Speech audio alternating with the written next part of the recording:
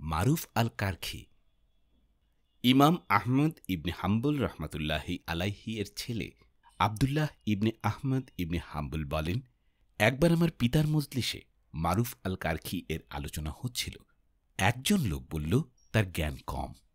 আমার পিতা তখন তাকে বললেন, থামো, আল্লাহ তোমাকে সুস্থ রাখুন। জ্ঞান শুধু সেটাই যা মারুফ আল কারখি রহমতুল্লাহি আলাইহি অর্জন করেছেন। মারুফ ইবনে ফিরুজ আল কারখি রহমতুল্লাহি আলাইহি ছিলেন একজন সুফি মুসলিম সাধক।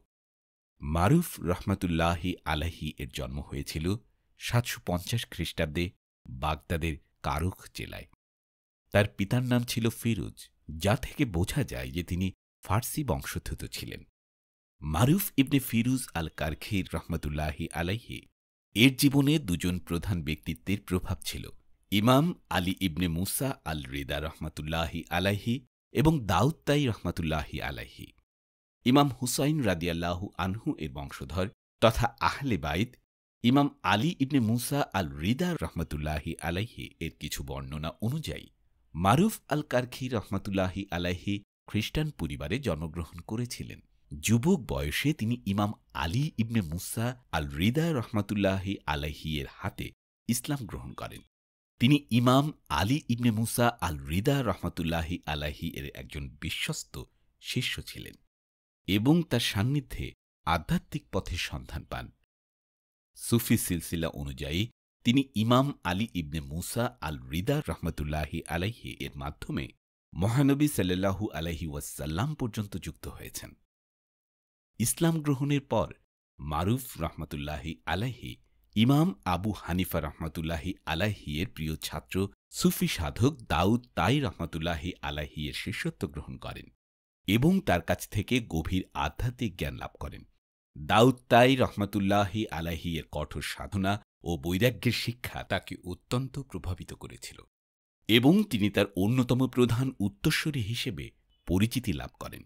এমনকি বাল্যকালে তিনি ইমাম আবু হানিফা রহমতুল্লাহি আলাইহি এর সাক্ষাৎ পেয়েছিলেন। সুফিবাদে যারা মারুফি তরিকার অনুসারী, তারা সরাসরি মারুফ আল কারখি রহমতুল্লাহি আলাইহি এর সাথে আধ্যাত্মিকভাবে যুক্ত। এ কারণেই মারুফ রহমতুল্লাহি আলাইহি সুফিবাদের গোল্ডেন চেইন বা স্বর্ণশৃঙ্খলের একটি গুরুত্বপূর্ণ সংযোগ হিসেবে পরিচিত, যা মহানবী হযরত মুহাম্মদ সাল্লাল্লাহু আলাইহি ওয়াসাল্লাম পর্যন্ত অবিচ্ছিন্নভাবে বিস্তৃত। মারুফ রহমতুল্লাহি আলাইহি একদিকে যেমন ইমাম আলী আল রিদা রহমতুল্লাহি আলাইহি এর শিষ্য ছিলেন, তেমনি তিনি তার উপর ওস্তাদ দাউদ তাই রহমতুল্লাহি আলাইহি এর শিক্ষাও ধারণ করতেন এবং তার উত্তরসূরি হিসেবে পরিচিত ছিলেন। এ দুটি ভিন্ন অথচ পবিত্র আধ্যাত্মিক ধারার মিলনস্থল হওয়ায় সুফি সাধকদের কাছে মারুফ আল কারখি রহমতুল্লাহি আলাইহি অত্যন্ত শ্রদ্ধেয় ব্যক্তিত্ব। তার শিক্ষার মধ্যে এই বহুমুখী আধ্যাত্মিক সংযোগ সম্পূর্ণভাবে প্রতিফলিত হয়। সিররি আল সাক্তি রহমতুল্লাহি আলাইহি ছিলেন একজন উচ্চ মর্যাদার আল্লাহর ওলি। সিররি আল সাক্তি রহমতুল্লাহ আলাইহি ছিলেন মারুফ রহমতুল্লাহি আলাইহির প্রিয় ছাত্র এবং তাসাউফের খলিফা। সিররি আল সাক্তি রহমতুল্লাহি আলাইহির বিভিন্ন বর্ণনায় যা পাওয়া যায় তা এখন বর্ণনা করা হচ্ছে। মারুফ রহমতুল্লাহি আলাইহির হৃদয় ছিল দরিদ্র ও এতিমের প্রতি ভালোবাসায় পূর্ণ। হজরত সিররি সাক্তি রহমতুল্লাহি আলাইহি বর্ণনা করেন, একবার ঈদের দিনে আমি হজরত মারুফ কারখি রহমতুল্লাহি আলাইহিকে খেজুর কুড়াতে দেখে থমকে দাঁড়ালাম এবং তার কারণ জানতে চাইলাম। তিনি বললেন, ওই ছেলে কাঁদছে, কারণ অন্য বাচ্চাদের নতুন পোশাক থাকলেও ঈদের দিনে তার কিছুই নেই। তাই আমি কিছু খেজুর সংগ্রহ করে তা বিক্রি করতে চাই, যাতে তাকে কিছু কিনে দিতে পারি। এতে সে খেলায় মেতে থাকবে এবং ঈদের দিনে তার মনে কষ্ট থাকবে না। সিররি সাক্তি রহমতুল্লাহি আলাইহি বলেন, আমি তখন বললাম, হুজুর, আপনাকে কষ্ট করতে হবে না, আমি ওকে ঈদের কিছু কিনে দেব। এরপর আমি ছেলেটিকে সঙ্গে নিয়ে তার জন্য নতুন পোশাক কিনলাম। এটা করার সঙ্গে সঙ্গে আমার হৃদয়ে এক ঐশী নূর প্রবেশ করল, যা আমাকে এমন এক আনন্দ ও প্রশান্তি দিল যে আমার পুরো অবস্থা বদলে গেল। মারুফ রহমতুল্লাহি আলাইহি সবসময় অজুতে থাকতেন। তার অজু একবার ভেঙে গিয়েছিল, তাই তিনি সাথে সাথেই তায়াম্মুম করে নিলেন। যারা তাকে এটি করতে দেখেছিলেন তারা বলল, হুজুর, আপনার সামনেই তো দাজলা নদী, আপনি তায়াম্মুম কেন করলেন? উত্তরে তিনি বললেন, হয়তো দাজলা নদী পর্যন্ত পৌঁছাতে পৌঁছাতে আমার ইন্তেকাল হয়ে যেতে পারে। হজরত মারুফ কারখি রহমাতুল্লাহি আলাইহির একজন বন্ধু একবার তাকে জিজ্ঞাসা করলেন, কি এমন জিনিস যা আপনাকে দুনিয়ার মোহ এবং সৃষ্টিকুল থেকে দূরে রেখে কেবল আল্লাহর স্মরণে মগ্ন করে রেখেছে? এটা কি মৃত্যু, না কবরের ভয়, জাহান্নামের শাস্তি, নাকি জান্নাত লাভের প্রবল আকাঙ্ক্ষা? উত্তরে হজরত মারুফ কারখি রহমাতুল্লাহি আলাইহি বলেন, হে আমার বন্ধু, আপনি কত সাধারণ বিষয় নিয়ে ভাবছেন। সৃষ্টিকর্তা মহান আল্লাহর সামনে এসবের মূল্যই বা কতটুকু? এসব তো তারই সৃষ্ট ক্ষুদ্র বিষয়। একবার যদি আপনি তার নৈকট্যে সত্যিকার স্বাদ আস্বাদন করতে পারেন, তখন আপনি আর এই বিষয়গুলোর কথা মনেও আনবেন না। হাদিসের মহান পণ্ডিত এবং হাম্বলি মাযহাবের প্রতিষ্ঠাতা ইমাম আহমদ ইবনে হাম্বল রহমাতুল্লাহি আলাইহি মারুফ আল কারখিকে অত্যন্ত সম্মান করতেন। যদিও ইমাম আহমদ রহমাতুল্লাহি আলাইহি শরীয়ত ও ফিকার একজন বিশাল পণ্ডিত ছিলেন, তিনি মারুফ রহমাতুল্লাহি আলাইহি এর গভীর আধ্যাত্মিক জ্ঞান ও আল্লাহ ভীতির মর্যাদা দিতেন। তিনি বলেছিলেন, জ্ঞান কেবল সেটাই যা মারুফ অর্জন করেছেন।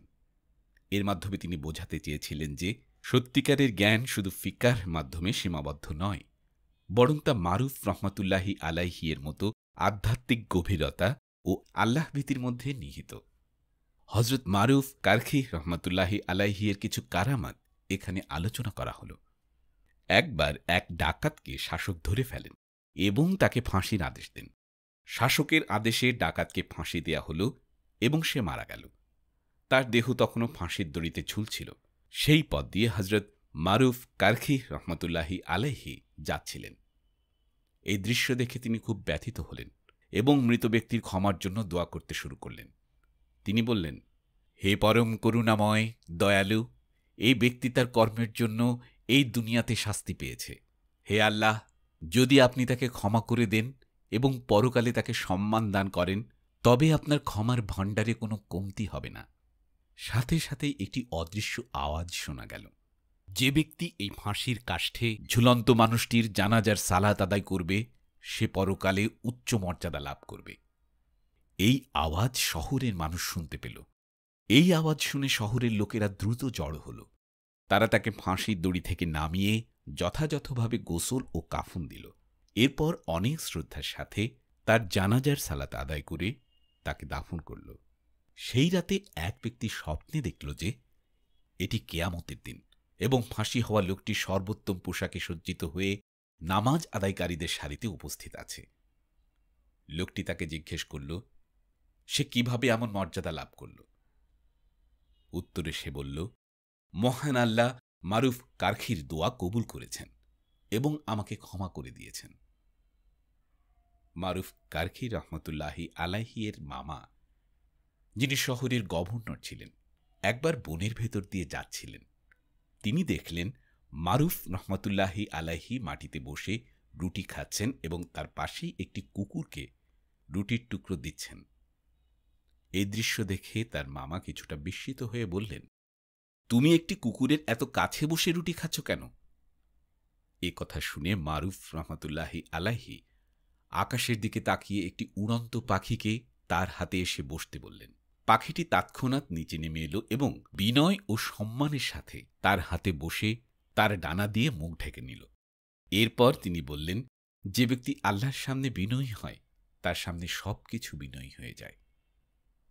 মারুফ কারখি রহমতুল্লাহি আলাইহি এবং তার কয়েকজন শিষ্য দাজলা নদীর পাশ দিয়ে যাচ্ছিলেন।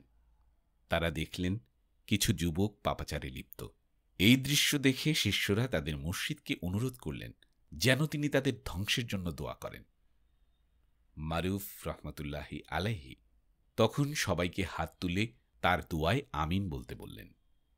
এরপর তিনি দোয়া করলেন, হে আল্লাহ, আপনি যেমন তাদের দুনিয়ার বিলাসবহুল জীবন দিয়েছেন, তেমনি পরকালেও তাদের বিলাসবহুল জীবন দান করুন। তার এই অপ্রত্যাশিত দোয়া শুনে শিষ্যরা অবাক হয়ে গেলেন। তিনি বললেন, তোমরা ধৈর্য ধরো এবং দেখো, কিছুক্ষণের মধ্যেই যুবকেরা মারুফ রহমাতুল্লাহি আলাইহিকে দেখতে পেলেন। সঙ্গে সঙ্গে তারা তাদের বাদ্যযন্ত্র ভেঙে ফেলল, মদ ফেলে দিল এবং কাঁদতে কাঁদতে তার কাছে এসে তওবা করল। তখন মারুফ রহমাতুল্লাহি আলাইহি শিষ্যদের দিকে তাকিয়ে বললেন, দেখলে তো, আমার উদ্দেশ্য পূরণ হয়েছে। মারুফ আল কারখি রহমাতুল্লাহি আলাইহি 815 খ্রিস্টাব্দে ইন্তেকাল করেন। বাগদাদের কারুখ এলাকায় অবস্থিত একটি ঐতিহাসিক কবরস্থানের নাম শায়খ মারুফ কবরস্থান, যা মাকবারাত সুনিজিয়াহ নামেও পরিচিত। এই কবরস্থানটির নামকরণ করা হয়েছে মহান সুফি সাধক মারুফ আল কারখি রহমাতুল্লাহি আলাইহির নামে, যাকে এখানেই দাফন করা হয়েছে। পরবর্তীতে এখানে একটি মসজিদও নির্মাণ করা হয়। 1215 থেকে 1216 সালের দিকে বিখ্যাত শায়ক মারুফ আল কারখি রহমাতুল্লাহি আলাইহি এর কবরের উপর শায়ক মারুফ মসজিদটি নির্মাণ করা হয়েছিল।